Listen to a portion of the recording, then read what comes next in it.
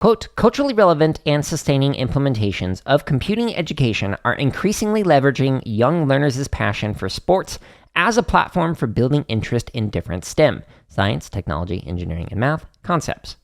Numerous disciplines spanning physics, engineering, data science, and especially artificial intelligence, AI, based computing are not only authentically used in professional sports in today's world, but can also be productively introduced to introduce young learners to these disciplines and facilitate deep engagement with the same in the context of sports. In this work, we present a curriculum that includes a constellation of proprietary apps and tools that we show to student athletes learning sports like basketball and soccer, which use AI, methods like pose detection and IMU-based gesture detection to track activity and provide feedback. We also share Scratch extensions, which enable rich access to sports-related pose, object, and gesture detection algorithms that youth can then tinker around with and develop their own sports drill applications. We present early findings from pilot implementations of portions of these tools and curricula, which also foster discussion relating to the failings, risk, and social harms associated with many of these different AI methods, noticeable in professional sports context and relevant to youth's lives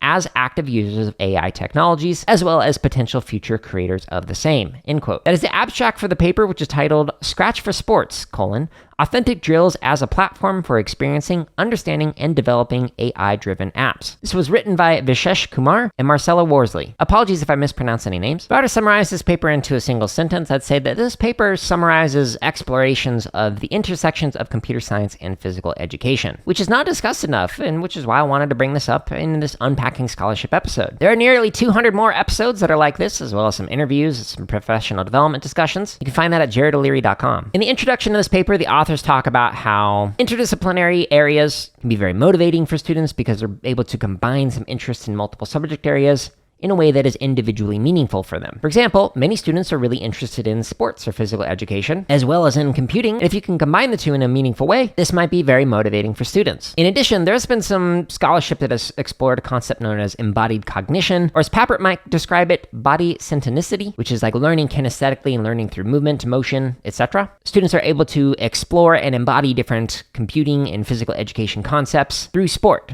and the exploration of sport through technology and computing that is assisted by artificial intelligence. If you're interested in learning more about the intersections of computing and AI education, or the intersections of AI education in sports, there's a summary on that on page 16,012, so check it out if you're interested in that. And the authors mentioned that there are many ways that you can explore these intersections of computing and sports in contexts like PE and library classes, or programming at the park sessions, community centers, pop-ups through like summer camps, or in like a computer science class. So throughout the paper, the authors mentioned, here's where you might be able to explore this type of project or this type of idea in different contexts, which is important to consider, especially when you are doing some kind of a physical activity that requires larger space or like larger ceilings, etc., which you'll find out why in a moment. On page 16,013, the authors talk about a video sensing app called HomeCourt and Scratch. So the first section that they talk about is on video sensing. So this is like on HomeCourt and Scratch, which is a project that allows students to kind of explore through the iPad how you might be able to use like body tracking movement and AI to kind of explore different drills for like moving a basketball or like even kicking a soccer ball, etc. So be able to figure out how to practice your dribbling or practice your shots, etc. through the use of like AI-assisted technology to be able to look at your patterns and figure out areas that you might be able to improve. These types of apps are frequently used by individuals in their leisure or for professional sports or entire teams, and are becoming increasingly more popular. Like think of like the Rocky scenario where we have like Rocky who's training old school method in the cold, just running, doing pull-ups, push-ups, etc. And then we have the fighter who's got the scientist all around him, who's hooked up the machines and checking heart rate, etc. That's where we're increasingly heading with sports education and whatnot, and sports training for especially the professional area, not just like leisure and whatnot. But trying to find that 1% incremental advantage over somebody else over an extended period of time really can add up. So AI-assisted tools that are able to analyze your motion and find more efficient ways of moving or better patterns for dribbling, etc., can help you get that 1% edge over other people. So students will explore this kind of an app, like on their iPad, and then engage in a discussion on how it might help them, or talking about like the motivation that can come with local and global leaderboards in apps like this. And then the students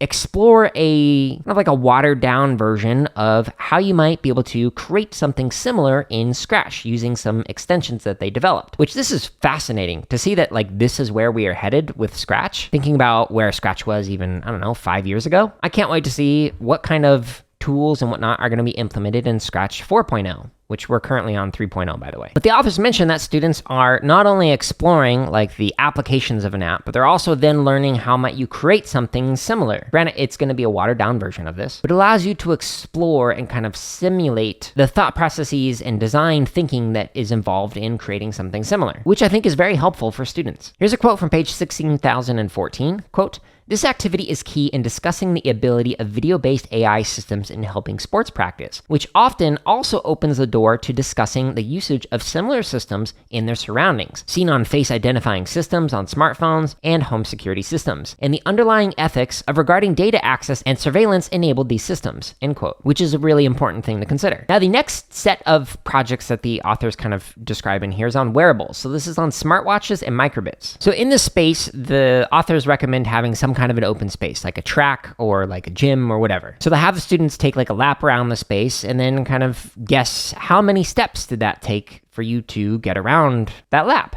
And then that leads to a discussion on like, how would you be able to get a more precise answer with that very quickly? So that can lead to discussions about like wearables, like smartwatches, etc., which will kind of like keep track of how many steps you're taking. And then the authors recommend like, okay, you could have a discussion where you compare what was your estimate versus what actually happened. And then have students create their own step counters using something like a microbit. And then you can have a discussion about the 3 different approaches. How did the microbit compare from the smartwatch compare from my initial estimate without technology? What about a discussion around the false positives that can come with microbits because they're not going to be as accurate as a device that is like a few $100s. For context, microbits are very affordable, relatively speaking, very cheap, especially for the amount of like features you get out of it. I highly recommend them. So in this discussion, the authors are also recommending students to try and trick basically like to be able to get your steps in. Like I can sit here and like move my arms around and the step counter is going up, and I'm just still sitting in my chair, not actually stepping. Same thing with the microbit. You can kind of trick the system to have some false positives. The authors then kind of unpack a little activity that you can do with like pattern detection algorithms. So being able to detect different like patterns with movements. So like, for example, if you're boxing, there's different types of punches that you can do, whether you're going to do like a jab, a cross, a hook, etc. Those are all very different types of movements. A parry might get registered as a punch, even though it's just a parry. So if you're interested in learning more about that pattern detection algorithms, check out page 1614. But the last section that the authors talk about is ball sensors. So this is on Play Impossible in SIQ and the microbits. So Play Impossible is like a game, and so like one of the games that it talks about is like how high can you throw a ball, or like how fast can you shake a ball in a given amount of time, and kind of like talks about these in some different contests that you can do with different groups or classes, etc. Now, obviously, if you're going to throw a ball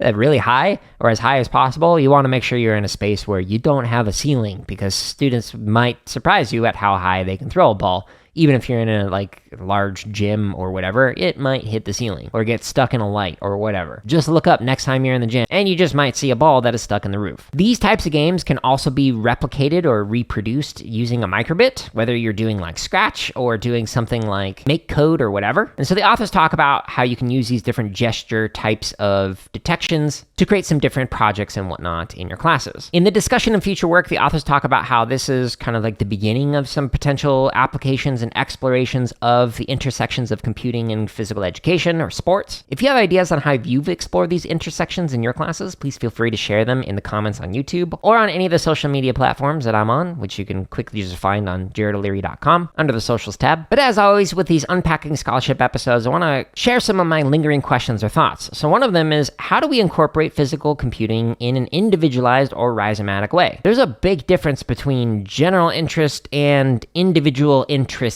among kids. So kids might generally be interested in video games and generally interested in anime or sports, but not every student is going to be interested in video games, anime, and sports. And like even within those different categories, there's going to be some students who are interested in some areas and not others. I love some animes and don't really have an interest in others. I love some video games and not interested in others. Same thing with sports. I'll do a Muay Thai any day, but I'm not going to go join a football team. So there is a tendency that some curriculum developers have when they're creating some lessons where they essentialize that because generally speaking, kids are interested in things, and then all kids will be interested in this very specific thing within that category. And that is just simply not true. So we as educators need to think about not just the general areas that students are interested in, but how they might explore the specifics within that general area in an individualized way. We talk about that in some of the rhizomatic learning episodes, which I will link to in the show notes, so you can explore more about that concept, so I won't rant about that here. And the next question that I have is, when do you use physical computing in your classroom? Whether it's like an unplugged or like using a device like a microbit to be able to create some kind of like a sports game or whatever, when do you use it? Do you use it to introduce a concept, to reinforce a concept, or is this like a separate unit or activity, or do you not engage with it at all? If you do engage with physical computing, how do you prevent the novelty from wearing off? I often see kids who get very interested in some kind of a physical device, and if it does not have like a low floors, high ceilings, and wide walls like a microbit might have, then students eventually get bored with it. With some kind of, even if students are like super excited about this like robot or whatever, you give it a week or two of them using it and they'll be like, yeah, this isn't as interesting as being able to like code something in Scratch which has low floors, high ceilings, wide walls, which means that there's a low barrier of entry, there's a high ceiling for complexity that can be explored, and there's a wide range of projects or activities or whatever that can be created through that particular platform or device, etc. To reiterate this, I have spoken with some like heads of computer science in districts across the country, and many of them have said, yeah, we bought this particular robot or device or